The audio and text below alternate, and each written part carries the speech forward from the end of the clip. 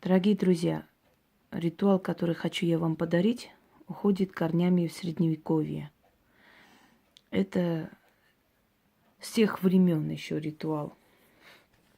Правда, тогда картами особо не были богаты и служили определенные символы вместо карт.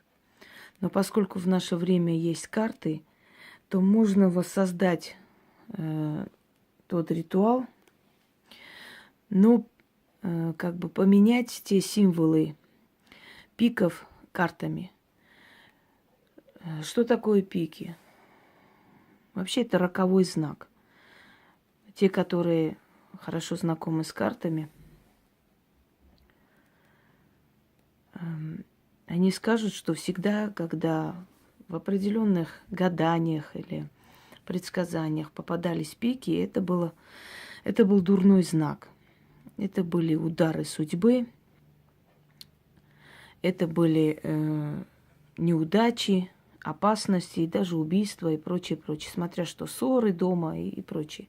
В общем, это карты роковые, это карты черные. Ну, в принципе, соответствует картам Таро мечам. Правда, если мечи в карте Таро это испытание, то пики более зловещие имеют такое, знаете, значение. Я как-нибудь вам расскажу, какие женщины, рожденные в какое время, каким картам соответствуют. Есть дорога крестовая у людей. Это не обязательно тюрьма. Кресты могут быть и в некоторых раскладах и деньги, на самом деле, имущество. Есть дорога бубновая. Я вот, основываясь на эти древние знания, создала, если помните, да, дамы. Через дамы, через карты дам определенный ритуал, который будет в моей новой книге, кстати говоря. Карты имеют мистическое значение. Карты были переданы жрецами. Вот эти знаки, символы, которые потом превратились в определенные карты. В определенные такие знаки, которыми сначала, как бы они носили сначала примитивный такой характер, потом были доработаны и прочее, прочее. Это все знания древних, которые кружатся, через некоторое время воспроизводятся вновь через других людей. Приходит к нам подсознательно, приходит к нам через сны, через вот эти пласты информации и так далее. Все, что знали древние жрецы, мудрецы и так далее, мы и 10% этого не знаем. Хотя нам кажется, что мы цивилизованнее, да, чем древние люди. Спешу вас разочаровать. Мы не первая цивилизация, которая погибла. Собственно говоря, почему я говорю погибла? Потому что, собственно, движемся мы к этой гибели. Не обязательно физической гибели, но просто когда исчезают моральные все законы, когда исчезает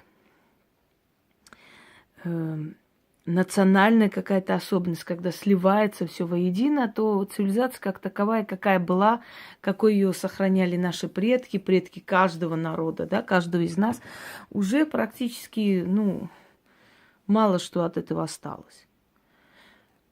И были цивилизации посильнее, помощнее нашего.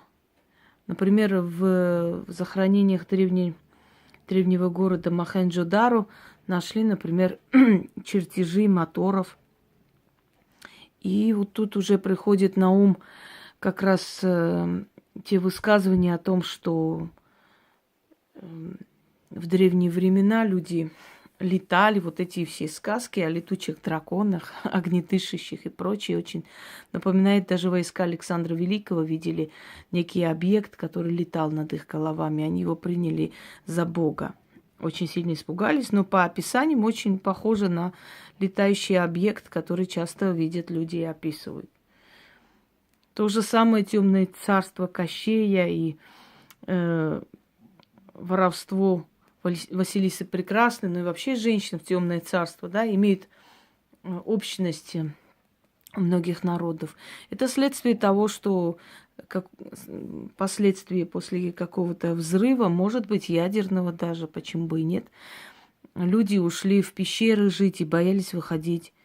Через некоторое время одна часть все-таки осмелилась, вышла и увидели, что можно уже жить через сотни лет. А другая часть, боясь, оставалась внизу. И вот, наконец-то, когда все попереженились для того, чтобы найти других женщин, чтобы как бы освежить кровь, выходили и крали женщин, живущих не, в общем, в этих пещерах, да, на земле живущих, в белом царстве, светлом месте. Вот отсюда рассказ и кража Кощея, и прочее, прочее. И темное царство, и светлое царство. Много похожих сказок и всякого сказанного у народов общего. Ну, например, тот же верховный бог Кецалкуатл у ацтеков очень сильно напоминает пилота в скафандре. Раньше запрещали снимать, фотографировать они в своих храмах. А потом, в конце концов, когда разрешили, просто увидели там в скафандре летчика. Вот понимаете, как хотите. Так что очень много неразгаданного, очень много таинственного, о чем мы не знаем. Мы знаем всего лишь историю 5000-летней давности. До этого, что было, мы не знаем. Почему 5000 лет? Потому что с того времени насчитывается история человечества, когда появились первые письмена. А до этого это уже не это считается доисторический период, циклопское время, так еще называют, как бы более древнее время. Может, слышали выражение циклопские замки? То есть замки, у которых нету определенной истории. Непонятно, когда были построены, в каких веках. Я к чему говорю, дорогие друзья, что все новое – это хорошо забытое старое.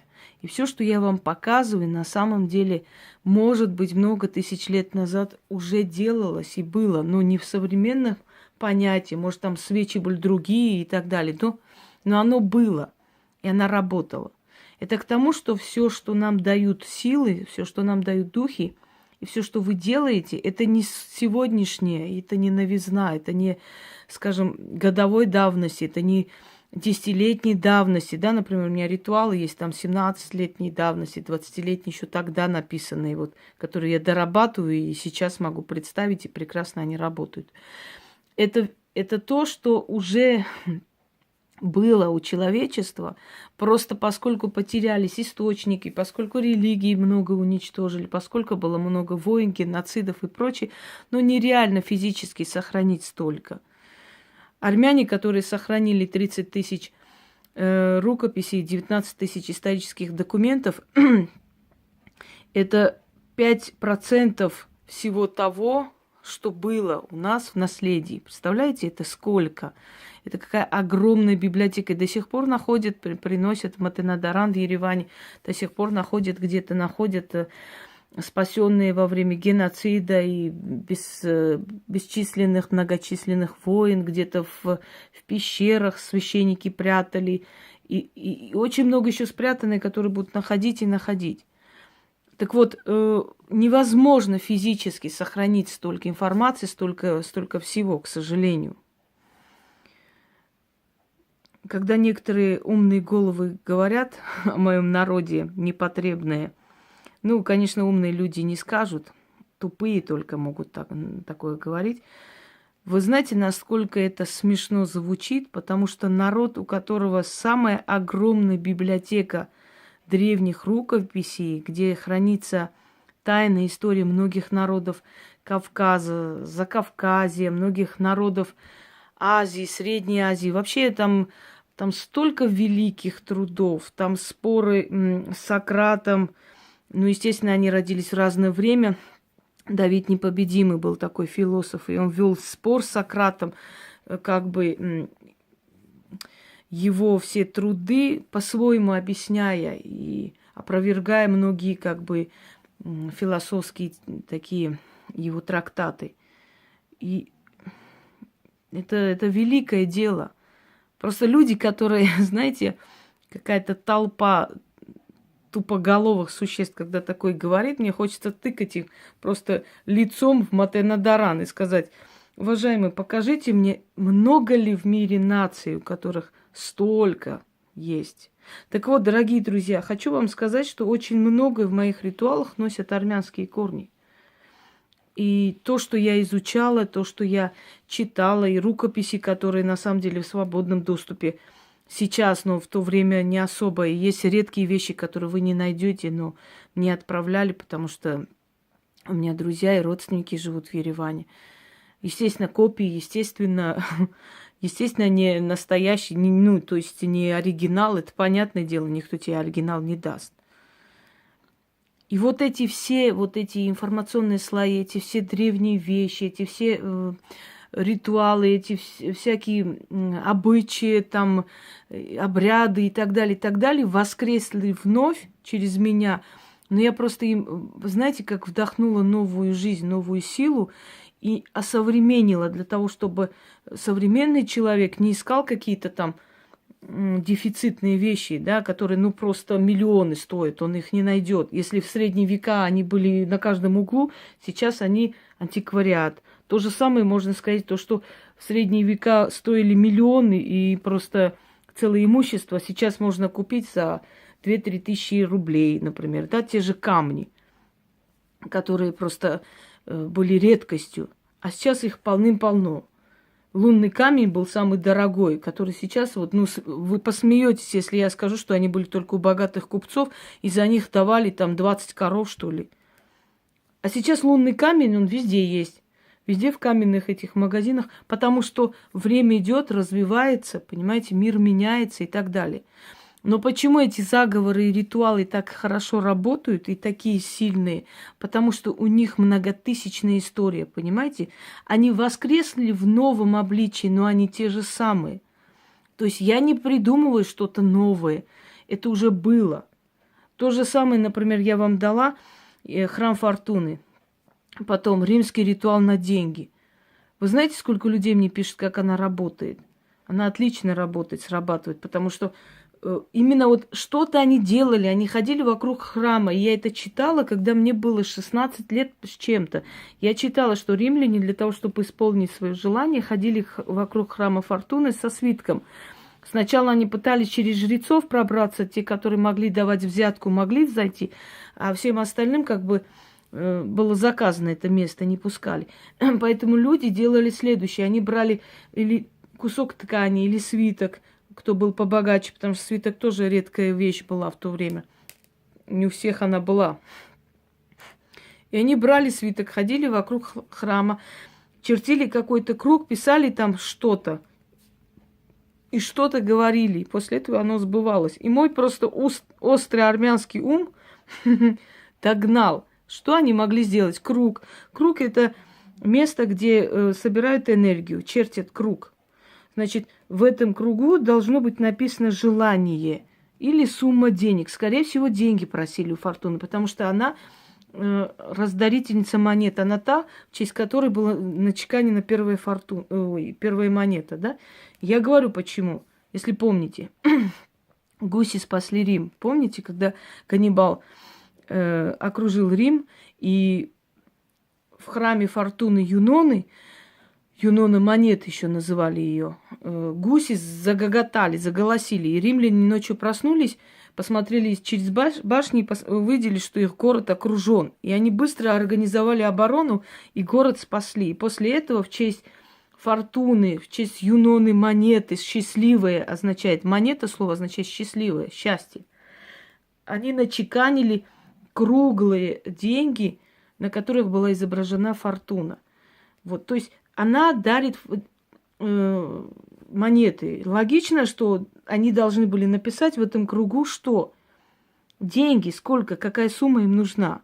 Круг, чтобы усилить, да, вот обвести вот эту сумму, то, что ты просишь. Логично, что после того, как они обвели, они должны были что-то попросить. Логично, что цвет денег зеленый в магии, как правило, да, он более усиленно работает. И вот создается ритуал. Сделать круг, поставить зеленую свечу, то есть свечой сделать круг, написать сумму, сказать свою просьбу, закрыть свиток красной лентой обмотать и ждать, пока сбудется. Вот она сбылась, благодарить, откупиться, сжечь свиток, поскольку он уже не нужен, и снова сделать. Понимаете, это может со стороны кажется очень легко, и каждый скажет: ой, ну я бы тоже догадался так сделать. Но это, это не догадки, это должно быть дано. Например, гимн Еревана, наш знаменитый поэт, которого коммунисты убили, ну, подстроив там автокатастрофу, как, впрочем, убирали многих таким образом, Паруич Севак. Так вот, он гимн Еревана сочинил за 5 минут. Он сел, набросал быстро. Они посмотрели, сказали, что отлично придумано. Композитор сел, тут же... Они придумали этот гимн за 5-10 минут. Но до того момента, пока эти 5 минут, его мозг до чего должен быть назреть, чтобы за 5 минут он исполнил это, да, он смог это сделать, много десятков лет труда за этим стоит, дорогие люди. Поэтому, если бы у меня столько не было изучено, столько не было... столько бы не прошло информации через меня, ну, навряд ли бы, как бы, скажем так, я бы могла так четко, ясно понять, это можно вот так сделать, а это вот так, наверное, намекают. То есть воссоздано все в традициях древних обычаев, обрядов и ритуалов. Вы заметили, что все разумные люди, интеллектуальные люди, у которых есть каналы в Ютубе, как правило, у них народу не так много, как у тех, которые безмозглые. Во-первых, потому что безмозглые накручивают эти все, скажем, и просмотры, и все остальное. Вы заметили, что все стоящие практики ни разу не появляются на экранах? Вот этих дешевых каких-то всяких там телеканалах, каких-то дешевых шоу. Вы это заметили? Потому что им это не нужно. Они настолько самодостаточные, уважаемые людьми, что им совершенно не нужно создавать какую-то бутафорскую славу. Вы же знаете, что для того, чтобы тебя запомнили, ты должен в этом телевидении просто прописаться. 5 минут для избалованной публики, особенно столицы, это ерунда. Так что, дорогие друзья, у кого есть знания, у кого есть действительно ум, интеллект, и есть что сказать, он может и через YouTube вам сказать, и через экран, и через что-то еще. Нет нужды, вот это все. А у кого ничего нет, тот компенсирует, скажем так, пытается компенсировать это, ну, таким ложным созданием славы. Кашпировский тоже был, и Чумак собирал целые эти стадионы. И где они сейчас? Люди-феномены так быстро легко не исчезают. Согласны? Итак, маленькая лекция прошла. Берем все карты пики, покупайте колоду. Желательно не брать сдачи, либо рассчитайте так, чтобы вы или оставили эту сдачу, не взяли, да, или чтобы у вас четко было столько, сколько есть. Купить можно эти карты любой день, кроме субботы и воскресенья. А делать можете любой день. Это, ну, как бы это не обязательно, чтобы вы прям купили и в тот же день сделали. Берете карты и пятаки. 4 пятака и 4, ну, то есть все карты пики. Кроме там дамы, вальта и так далее. Их не нужно. Ну и туз еще, там король. Пики взяли, положили пятерки сюда. Берем церковную свечу. Ну или церковную, имею в виду восковую, я если извиняюсь. Можете и в церкви брать, вообще никакой разницы нет. Потому что там никто вам ничего не освещает, это все сказки. Одно другому не мешает, потому что вам черную свечу и так далее достать намного тяжелее, а восковых свечей пруд пруди. Просто восковые свечи вам нужно какой-то эзотерический магазин, да, зайти. Их не так много. Ну, где вы свечи? В лавках церковных или в церкви? Правда? Давайте без лукавства. Там берется, как правило, вот свеча. Берете церковную свечу, ставите прямо, не надо ничего там хулить, не переворачивать. Это не для вас. Итак, карты и монеты. И говорите. Говорите один раз. На карты по пятаку. Пятаки к пике. Сейчас, извиняюсь, плохо видно. Что-то я запуталась. Еще раз. Это я, извините, запуталась. Это я написала на карты по пятаку ложить. Все это не считается. Все. Вот заговор. Пятак к пике. Пятерка к черной карте. Всю бедность на пятаки соберу. Из дома своего заберу. Пятаку и пике отдам. Всю бедность свою пятакам и картам передам. Собери себе мою бедность. Забери себе безденежье. Бедность к пятаку, с пятака на пику, соберись со всего дома, бедность сойди к пятаку, да к карте пики перейди. Без бедности покружись, своих братьев, своих сватьев, дядьев, да всю родню из дома моего соберешь, да к пятакам и к пикам приберешь. Оторвись, моя бедность да нужда, и прилипни к пятаку, да через них через пятак картам. А мой дом навеки оставь. Да будет так. Да, забыла сказать, что это убрать навеки бедность из дома. Если вас постоянно мучают безденежье или деньги ваши уходят, на непредвиденные расходы постоянно. Убрать бедность. Как только чувствуете, что опять у вас начинается вот этот период застоя, вот это делаете. Далее, это еще не все. 4 дня. Вот эти 2 карты ложите на подоконник, где у вас дверь входная, вот в той комнате, на подоконник. 2 карты на подоконник, 2 карты прямо возле вашего входа.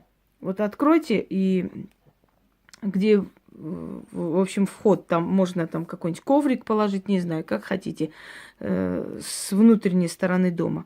Положите туда 4 дня подряд, они должны быть там, лежать. Через 4 дня карты нужно сжечь. Найдите какую-нибудь емкость и сожгите. И говорите: нищета да нужда картам прилипла, я карты сжигаю, и бедность навеки убиваю. Гори, бедность, синим пламенем, в гиене огненном, да будет так. Это говорите 4 раза. Деньги выносите на улицу, кидайте где-нибудь, вот просто кидайте, не через плечо, не как-то так. Там, где вы не будете в этот день проходить, просто кидайте на землю и говорите: бедность, нищету миру отдаю. Себя снимаю, себя освобождаю. Да будет так. Через некоторое время вы заметите, что ваше безденежье начинает отступать. То есть это могут сделать те, у кого есть магазин, те, у кого есть, скажем, те, которые работают, например, на дому, там принимают, делают маникюры, или у себя, у них салон есть, или что-нибудь еще. Они могут это провести у себя там тоже, в рабочем месте. Одним словом. Отличный ритуал, очень быстро срабатывает, собирает с вашего дома всю эту бедность, выносится, карты сжигаются, я уже сказала как. Я уверенно знаю, что Яна наберет обязательно этот ритуал и выложит под роликом. То есть четко, ясно там, что после чего нужно делать, сразу поймете и определитесь. Ролики я снимаю для того, чтобы, если что непонятно, человек включил, посмотрел и понял, как что делать. Свеча должна догореть. Оставьте на столе, пока свеча не догорит. Когда свеча догорит, эти карты поразложите. Еще очень хороший у меня ритуал есть: и изгнать бедность, и сжечь бедность. Собственно говоря, можете все в совокупности провести, у вас постоянно будет такое ощущение, что как бы вот эта вот безысходность уходит, резко уходит. Только не ленитесь и делайте. Удачи вам!